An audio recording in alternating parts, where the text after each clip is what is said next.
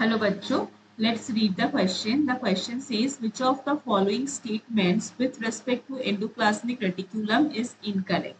तो इस क्वेश्चन में हमारा की कंसेप्ट है एंडोप्लाज्मिक रेटिक्यूलम. Endoplasmic reticulum. अब एंडोप्लाज्मिक रेटिक्यूलम एक ऐसा सेल ऑर्गेनेली है जो हमको यूकैरियोटिक सेल में देखने को मिलता है. यूकैरियोटिक सेल में ये प्रेजेंट होता है. अब एंडोप्लाज्मिक रेटिक्यूलम दो टाइप का होता है. एक होता है रफ एंडोप्लाज्मिक रेटिक्यूलम जिसको हम आरईआर भी बोलते हैं, और दूसरा होता है स्मूथ एंडोप्लाज्मिक रेटिक्यूलम जिसको हम एसीआर बोलते हैं. अब ये आरईआर और एसीआर ये नाम कैसे पड़ता है? आरईआर जो होता है वो ऐसा एंडोप्लाज्मिक रेटिक्यूलम होता है जिसके सरफेस में राइबोसोम्स अटैच्ड होते हैं. ठीक है, ribosomes are present.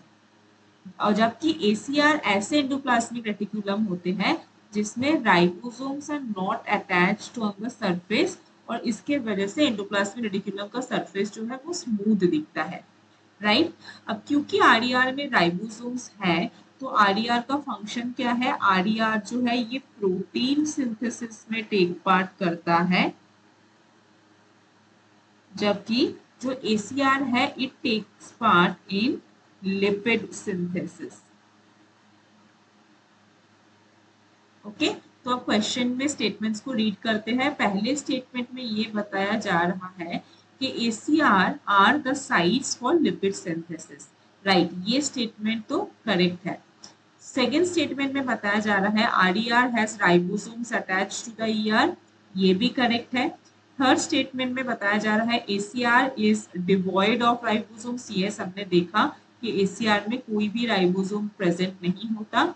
Last option, option D में बोला जा रहा है प्रोकैरियोट्स में बस आरईआर प्रेजेंट होता है.